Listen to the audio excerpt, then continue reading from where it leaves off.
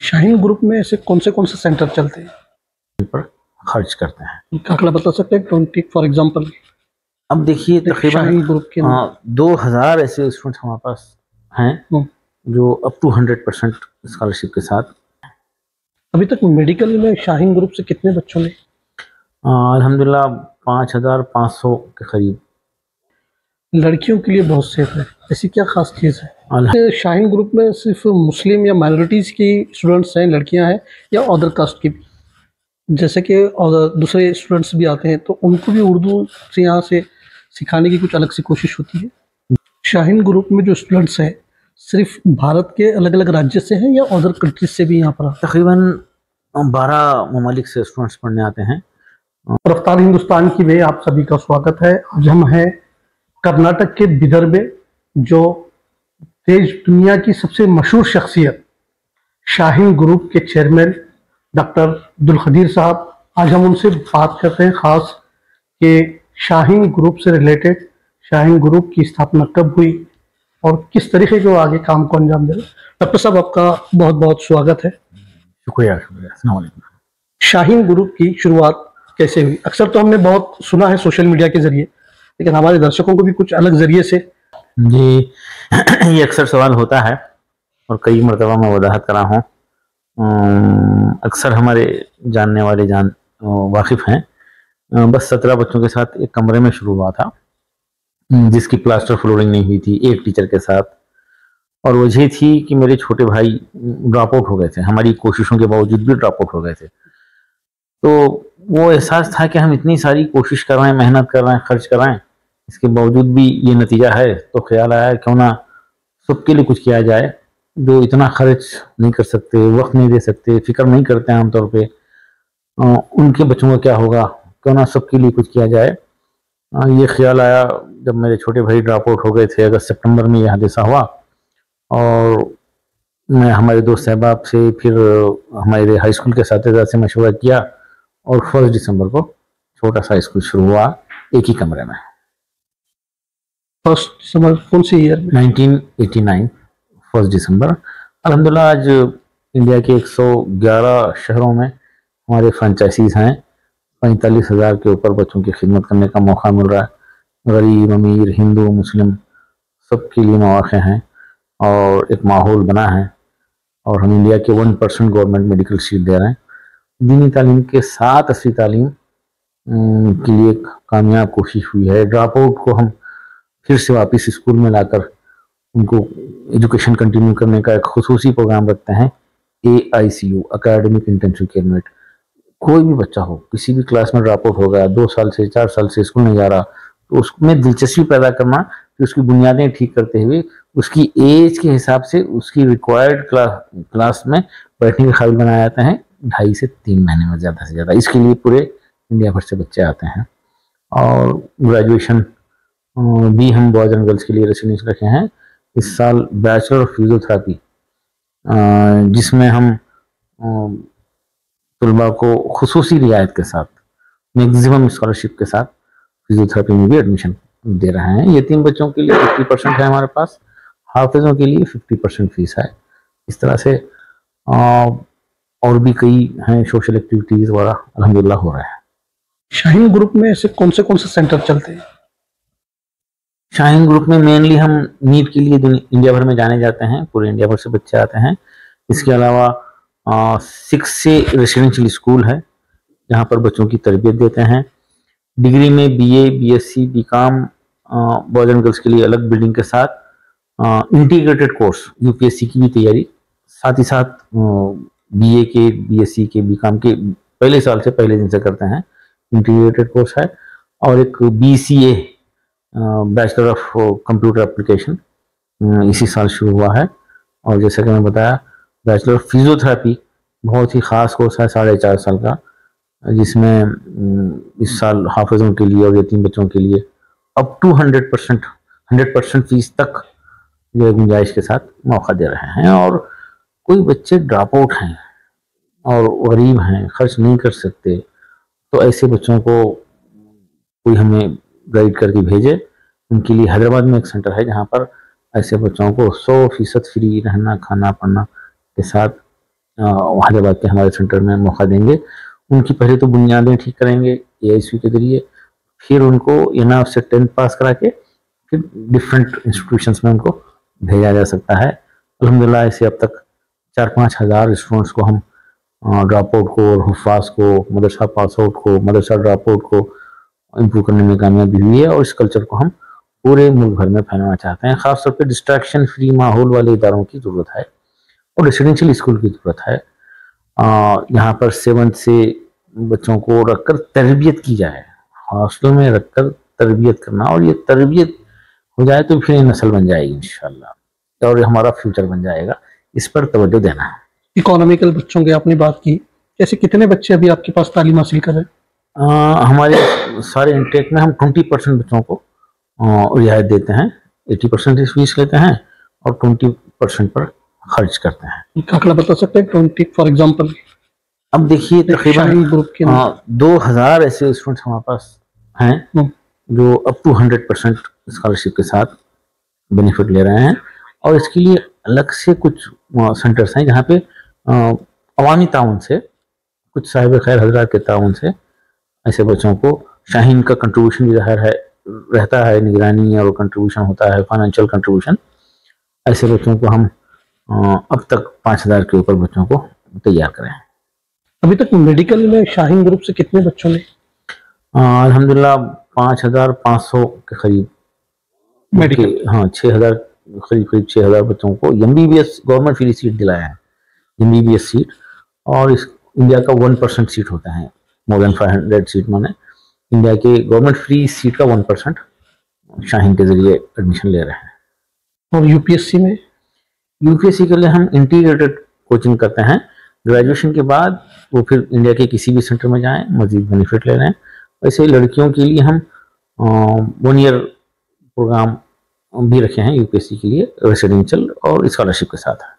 जैसे हम बाहर ये भी बहुत सुनने में आता है कि शाहीन लड़कियों के लिए बहुत सेफ है, ऐसी क्या खास चीज़ है? अल्हम्दुलिल्लाह अल्हम्दुलिल्लाह, अल्लाह का फजल है। क्योंकि कुछ रिलेटिव्स, कुछ जान पहचान वाले लोग ने भी हमें, आपके शहर हम करीबी रहते हैं उदगीर में, तो कुछ लोग हमसे डिटेल्स भी लेते हैं कि शाहीन लड़कियों के लिए सेफ है। तो मैं इस सवाल आपसे डर के कर रहा हूँ कि क्या ऐसी खासियत है? अल्हम्दुलिल्लाह हम कोशिश किए हैं हक अदा करने की। ये माँ बाप अपनी बेटियों को भेजते हैं, बड़ी उम्मीदों के साथ भेजते हैं, तो उनकी उम्मीदों को पूरा करना हमारा अपना फ़र्ज़ है। हमको और हमारे स्टाफ को हम बार बार ये एहसास दिलाते हैं कि बड़ी उम्मीदों के साथ ये माँ बाप भेजते हैं। ये लाडली हमारी बेटियाँ यकीनन वो उनके माँ बाप की नज़र से उनको देखिए उनकी क्या अहमियत है। तो हम कोशिश करते हैं वो सिर्फ सेफ्टी ही नहीं बल्कि तरबियत पे भी तवज्जो देते हैं, और बेटियां बदल जाती हैं यहाँ के, देखते देखते तब्दीली आ जाती है उनके रवैये में, उनके चालो चलन में, उनकी सोच में तब्दीली आ जाती है। वो अपनी अहमियत को समझने लगते हैं, अपनी हिफाजत की अहमियत उनको होती है, और अल्लाह का फजल है। बाज़ तो पेरेंट, ख़ासतौर पर हमारे ब्रदर वतन हिंदू भाई आके बताते हैं हमारी बेटियां हमारे घरों से ज़्यादा महफूज है। एक साहब वालिद जो बता दिए कि हमारी बेटी शाहीन में है तो लॉकर में है, रिजर्व बैंक के लॉकर में है, उनके ये अपने अल्फाज हैं।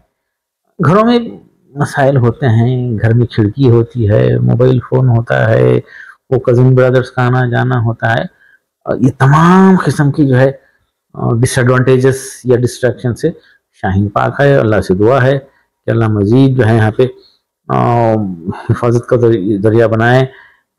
हर लिहाज से ये बच्चियाँ हमारी महफूज हैं, और माँ बाप के लिए आंखों की ठंडक बने, ये आंखों की ठंडक बने, माँ बाप के लिए सवाब जारिया का दरिया बने, जन्नत के हुसूल का दरिया बने, और जन्नत में दर्जात के बुलंद करने का दरिया बन जाए। माँ बाप आजकल बच्ची और बच्चा IAS बन जाए, इसमें खुश हैं। टारगेट है, ठीक है, ये टारगेट रखिए, लेकिन ये टारगेट ना भूलिए कि मेरी औलाद मेरे लिए सवाब जारिया का दरिया बन जाए। ये हम पेरेंट्स से और स्टूडेंट से हमेशा गुजारिश करते हैं। शाहीन एक उर्दू रिलेटेड अल्फाज है जिसमें उसको देखा जाता है कि अदर इसमें माइनॉरिटी, तो इस शाहीन ग्रुप में सिर्फ मुस्लिम या माइनॉरिटीज की स्टूडेंट्स हैं, लड़कियां हैं, या अदर कास्ट की? अल्हम्दुलिल्लाह 30%, 30% हमारे बरादरान वतन के बेटे बेटियां यहाँ पे पढ़ते हैं, और एक भाईचारगी का एक जो तार भरा माहौल है, एक मिसाली है। बाज़ अहबाब तो हमारे चाहने वाले थे बताते हैं कि शाहीन का रिजल्ट, स्ट्रेंथ बिल्डिंग वगैरह तो ठीक है, एक चीज़ है, लेकिन बड़ा कंट्रीब्यूशन शाहीन का है इस इलाके के लिए। वो प्यार और मोहब्बत फैलाना, भाईचारगी फैलाना और कम्युनल हार्मनी में शाहीन का बड़ा कंट्रीब्यूशन है। और इसीलिए कर्नाटका स्टेट का सबसे बड़ा, गवर्नमेंट का सबसे बड़ा सिविलियन अवार्ड, राजस्व अवार्ड शाहीन को दिया गया है। अ, जैसे कि और दूसरे स्टूडेंट्स भी आते हैं तो उनको भी उर्दू से यहाँ से सिखाने की कुछ अलग से कोशिश होती है? जी नहीं, यानी हमारे कोई इंटरेस्टेड होते हैं, हाँ, नॉन मुस्लिम्स को हम उर्दू लाजमी नहीं रखे। हाँ। कुछ स्टूडेंट सीख लेते हैं, अगर शौक से किसी लेते कोई हैं। चाहते हैं कि हमें उर्दू सीखना है, AICU में हमारे पास तरीका है, हम उर्दू सिखा देते हैं और बहुत आसान है। अगर ऐसे कोई ख्वाहिशमंद है तो आए, वेलकम, उनकी खिदमत करने के लिए हम तैयार हैं। हमारे पास बच्चे आते हैं 9th में, 10th में। 10th का एग्जामिनेशन करीब है, 8 महीने हैं, 10 महीने हैं, 7 महीने हैं, और वो मुसलमान हैं, मादरी ज़बान उर्दू है, लेकिन उर्दू सब्जेक्ट नहीं पढ़े थे। तो हम बोलते हैं यहाँ पे एटलीस्ट थर्ड लैंग्वेज उर्दू लेना है तो हमारे पास एडमिशन है, वरना नहीं है। कैसा होगा, वो जिम्मेदारी हमारी है। AICU, academic intensive care unit हमारे पास है, तो वहाँ पर बच्चे को देखते देखते उर्दू सिखा देते हैं। हमारा मानना है कि मादरी ज़बान जो नहीं जानता वो एजुकेटेड कैसा हो सकता है। सिर्फ बड़े सगीर में, हिंद पाक में ही शायद ऐसी मिसालें हैं, एजुकेटेड हैं और मादरी ज़बान से वाकिफ़ नहीं, लिखने पढ़ने नहीं आता। तो हम मादरी ज़बान कंपलसरी कर दिए हैं, ये सबके लिए है, ज़ाहिर है नॉन मुस्लिम के लिए उनकी जो मादरी ज़बान है वो ज़ाहिर है कि उसके लिए हम कंपलसरी रखते हैं। 10th तक उर्दू कंपलसरी है हमारे पास। शाहीन ग्रुप में जो स्टूडेंट्स हैं सिर्फ भारत के अलग अलग राज्य से हैं या अदर कंट्रीज से भी यहाँ पर आते तकरीबन 12 ममालिक से स्टूडेंट्स पढ़ने आते हैं और हॉस्टल का बेनिफिट लेते हैं। माँ बाप ख़ासतौर पे गल्फ़ में, UAE, सऊदी अरब वगैरह में, वहाँ पर आफ्टर 10th तो बड़ा मसला है क्योंकि क्वालिटी ऑफ एजुकेशन वहाँ नहीं है। और बच्चे 8th के बाद से मुख्तलिफ़ किस्म के डिस्ट्रैक्शन का शिकार होते हैं। ऐसे लोग बीदर भेज रहे हैं, शाहीन में भेज रहे हैं, ऐसी मिसालें हैं। मक्के से एक डॉक्टर रेहान साहब हैं, माशाल्लाह, एक के बाद एक बच्चे भेजे, 4 बच्चे उनके डॉक्टर बन गए। कलीम सिद्दीकी साहब, जिनका ताल्लुक़ औरंगाबाद से है, दुबई में बड़े अच्छे पोस्ट पे थे एयरपोर्ट पर, तो उनके भी माशाल्लाह 5 बच्चे एक के बाद आए यहाँ पे, सारे के सारे डॉक्टर बन गए, एक के बाद एक 5। तो जाहिर है पहले के परफॉर्मेंस से दूसरे को भेजे, दोनों के परफॉर्मेंस से तीसरे को भेजे। यानी शाहीन का सिस्टम जो है टाइम टेस्टेड है और लोग जो यहाँ पे रहे वो बच्चे माशाल्लाह काफ़ी बेनिफिट में रहे। और सबसे अभी हाल में हमने सोशल मीडिया पे देखा कि आपको सर सैयद अहमद खान इस पुरस्कार से आपको सम्मानित किया गया। उर्दू जो सीखने वाले लोग हैं, उर्दू क्षेत्र में सर सैयद अहमद खान को काफ़ी बड़ा दर्जा दिया जाता है, तो ये पुरस्कार आपको मिला, इस पर आप क्या कहें? नहीं, वाकई अल्हम्दुलिल्लाह, अल्लाह का बड़ा फजल रहा। ये मेरे लिए बड़ा एजाज़ है। सर सैयद अहमद खान के नाम से मंसूब एक अवार्ड, नेशनल अवार्ड, जो इंडिया में सिर्फ एक ही शख्स को चुना जाता है सालाना, और यूनिवर्सिटी की तारीख में ये दूसरी मरतबा ऐसा हुआ है कि वो किसी इंडिविजुअल को दिया गया है। 1921 में गोपी चंद नारंग को उर्दू ज़बान की खिदमत में उनको ये अवार्ड दिया गया था। तो दूसरा अवार्ड अब मुझे इस साल 2025 में दिया गया। अदरवाइज वो ऑर्गेनाइजेशंस को, इंस्टीट्यूशंस को, NGOs को ये अवार्ड दिया जाता था, और मुझे तो पता भी नहीं था कि ऐसा कोई वहाँ पे है। अचानक यूनिवर्सिटी के कुछ लोगों का फ़ोन आया, मैं सफ़र में था, लोग ट्रेस करते रहे, मुझे ट्राई करते रहे, मेरे जान पहचाने वालों को फ़ोन करके मेरे को कांटेक्ट करने की कोशिश करे। मैं श्रीलंका में था, तो वहाँ पे एक मैसेज आया, फ़ोन आया, बहरहाल तफसीलात मेरे पूछे गए और लेटर आया कि जो है आपको यूनिवर्सिटी के ज्यूरी की तरफ से और वाइस चांसलर की तरफ से इस साल का सर सैयद अवार्ड के लिए मुंतखब किया गया है। 1 लाख रुपये कैश और एक सर्टिफिकेट। यकीनन ये मेरे लिए एक बड़ी एजाज़ की बात है, खुशी की बात है। मुझे इस बात का एहसास है कि सर सैयद अहमद खान की तहरीक को, तालीमी तहरीक को मज़ीद आगे बढ़ाना चाहिए। शाहीन जैसे 500 इदारे इंडिया में आ जाएँ। अभी हमारे फ्रेंचाइजीज ब्रांचेस मिला के 111 हैं। ऐसे इलाके जहाँ पर अभी तक हमारा कोई ब्रांच नहीं है, वहाँ पर हम पहुँचना चाह रहे हैं। लोग हमसे कॉन्टेक्ट भी कर रहे हैं और वहाँ पर रेसिडेंशियल स्कूल के लिए हम तरगीब देंगे इंशाल्लाह। और नस्ल को बनाने के लिए हॉस्टल्स की बड़ी अहमियत होती है, और हॉस्टल जहाँ पे तालीम के साथ तरबियत हो वो एक नेमत रहेंगे, और जहाँ पे माहौल ठीक ना हो वो एक जो है बच्चों के लिए, नस्ल के लिए मुसीबत का जरिया बनेंगे, बिगाड़ का जरिया बनेंगे। लोग जानते हैं, तारीख गवाह है, अलीगढ़ मुस्लिम यूनिवर्सिटी से फारिगीन वहाँ पर हॉस्टल में रहकर जो तरबियत हासिल करे वो दुनिया में फैल गए और मुल्कों को चलाने वाले बने, यूनिवर्सिटीज़ को मैनेज करने वाले बने, बड़े बड़े ऑर्गेनाइजेशन को चलाने वाले बने। तो इस तरह से हॉस्टल का जो बेनिफिट है वो नस्ल को मिले। और आज डिस्ट्रक्शन के ज़माने में हॉस्टल के साथ और तरबियत के साथ वाले इंस्टीट्यूशन की ज़रूरत है। हम चाहते हैं कि लोग आगे बढ़ें और इंस्टीट्यूशन शुरू करें। छोटे से शुरू होते हैं और इंस्टीट्यूशन बढ़ते हैं। हम ऐसे लोगों को की रहनुमाई करना चाहते हैं, और ऐसे लोग, ख्वाहिशमंद लोग इदारे शुरू करने की ख्वाहिश रखते हैं, तो उनको हम दावत देंगे, आइए बिगर आइए, देखिए, वो हमारे मेहमान होंगे और इदारे शुरू कीजिए। नौजवानों को आगे बढ़कर इदारे शुरू करना चाहिए। वो साहिब खैर हजरात, वो पैसे वाले, वो दौलतमंद हजरात आगे बढ़ के यूनिवर्सिटीज़ कॉलेजेस की तरफ तवज्जो दें, इंस्टीट्यूशन शुरू करें, और तालीम ही के ज़रिए बड़ी तब्दीली आ सकती है। यही एक रास्ता है, इसके अलावा कोई रास्ता समझ में नहीं आ रहा। हम देख रहे हैं कि हम एजुटेशन कर रहे हैं, रैलीज निकाल रहे हैं, स्ट्राइक कर रहे हैं, सब कर रहे हैं, लेकिन साफ जाहिर किया जा रहा है कि हम आपकी बात नहीं सुनेंगे। तो ऐसे हालात में हमको 2 कदम पीछे हटना है और तैयारी करना है। तालीम, नस्ल को बनाना है, नस्ल को तालीम याफ्ता बनाना है, उसको तहजीब याफ्ता बनाना है, उसको अल्लाह से डरने वाला बनाना है, माँ बाप की खिदमत करने वाला बनाना है, उसको मोमिन बनाना है, उसको दाई बनाना है। ये हो जाए तो इंशाल्लाह औलाद भी कामयाब, माँ बाप भी कामयाब, माशरा मिल्लत भी कामयाब, और वो हमारा फ्यूचर बन जाएगा। और इसके लिए ज़्यादा वक्त नहीं लगेगा। अगर आज हम मेहनत करें, तमाम तरजीहात में से पहली तरजीह फर्स्ट प्रेफरेंस एजुकेशन को दे दें और नस्ल पे तवज्जो दे दें। हम देख रहे हैं शादियों पर खर्च कर रहे हैं लोग। अफसोस की बात है, जबकि बेहतरीन निकाह वो है जिसमें कम खर्च हो। बिल्कुल उसके अपोजिट, जिसको मेरी सुन्नत कहा गया, और सुन्नत जो है चाची मामी खला के मर्जी पे थोड़ी होती है। लेकिन एक निकाह ऐसा अमल है जो लोगों को दिखाने के लिए होता है, रिश्तेदारों को मरूब करने के लिए होता है, अपने कारोबार के साथियों को मुतासिर करने के लिए होता है, बल्कि अपने कस्टमर को खुश करने के लिए भी निकाह में जो है फजूलियात ऐड कर रहे हैं, और लोगों की खुशी के लिए अल्लाह उसके रसूल को नाराज करने के को गलत नहीं समझ रहे।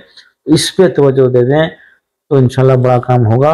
यकीनन वो नस्ल, वो कौम तरक्की नहीं कर सकती जो अपनी औलाद की तालीम से ज़्यादा उनकी शादियों पर खर्च करती है। तो आइए, मैं तमाम नाज़रीन से अदबन गुजारिश करूँगा कि ये फजूल खर्ची की शादियाँ ख़त्म करें, तालीम और तरबियत पे तवज्जो दें, अपनी नस्ल को बनाएं। नस्ल ही असल है, ये बन जाए तो हमारा फ्यूचर बन जाएगा और ये शादियों की फजूल खर्ची ख़त्म हो जाए। जहाँ कहीं भी सादगी से शादी हो रही है तो उसकी तारीद और सताइश करना चाहिए, मुबारकबाद देना चाहिए।